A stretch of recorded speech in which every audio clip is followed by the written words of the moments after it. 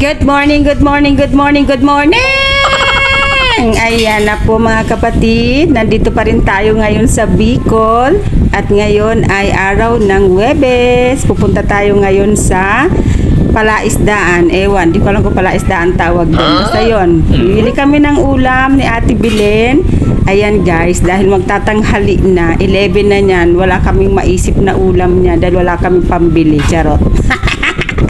Wala ka pa ng pambili. So yan guys, papunta na kami niyan ng kampo kasi nandoon po yung tindahan ng mga isda. At ayan, meron kami nadaanan na maruya mga kapatid. Ayan, ang sarap, 'di ba? So yon yung ating mga nilalakaran ngayon. By the way, nandito tayo ngayon sa Barangay Dugungan sa Daet Camarines Norte. Ayan, bagong gising po ang inyong mga Madam Bugris. At ayan guys, nakakita tayo ng nagluluto ng ulam. Ayan po, sa mga tamad magluto ng ulam dyan, sa mga taga-Dugungan, punta lang kayo dyan sa Plainville. Marami kayo makikitang ulam dyan sa may kalsada. At ang ganda po ng view dito, makikita nyo talaga very nature, very relaxing, kalma lang guys. Kasi puro nature makikita nyo, sobrang green ang paligid dito sa Daet. Tingnan nyo naman, ang sarap maglakad, di ba?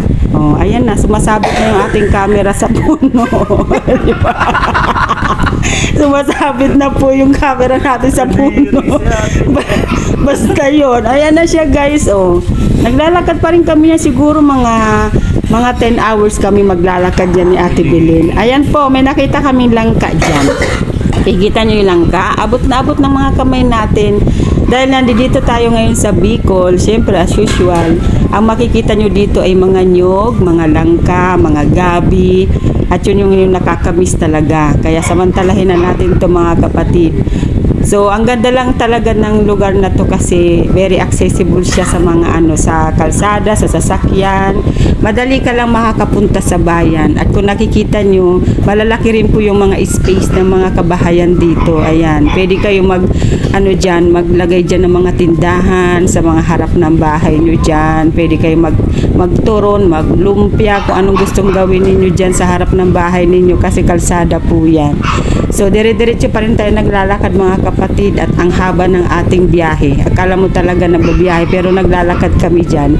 Pero ang ganda lang kasi ang sarap maglakad dahil ang dami mo nakikitang mga halaman. So, nakakawala ng pagod, nakakawala ng ng stress kasi ang dami mo nakikita. At yan na nga, meron na tayo nadaanan nagtitinda ng avocado. Alam nyo guys kung magkano avocado dito? 180 lang naman ng kilo, 'di ba? Grabe, ginto talaga siya. At yan, ang dami din nila mga talbos na tinda dyan. Nakakatuwa lang kasi kompleto na rin sila dito. Nung umalis ako dito nun sa Daet, hindi pa siya ganyan.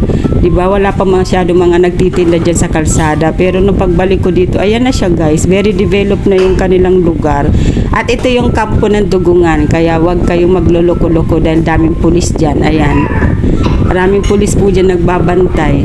Ayan, my favorite. Alam niyo ba to guys kung anong tawag dito? Ang tawag dyan ay lubi. Ayan na guys. Nandito na tayo sa nagtitinda ng isda. At ayan nga po, dahil tanghali na tayo, naubusan na tayo ng ibang mga isda. Yan na lang yung naabutan namin ni Ate Belen. Ang mahal ng isda ngayon, yung pusit, ang sarap sana niyan. Kaya lang, ayun, mas gusto ni Ate Belen yung bisugo. So ayan, bisugo po yung binili namin dyan. At habang bumibili kami dyan, ayan, minamarites po namin yung nagtitinda ng isda. Sabi niya, vlogger din daw siya. Shout out sa iyo kung manonood ka po at mapapanood nyo to.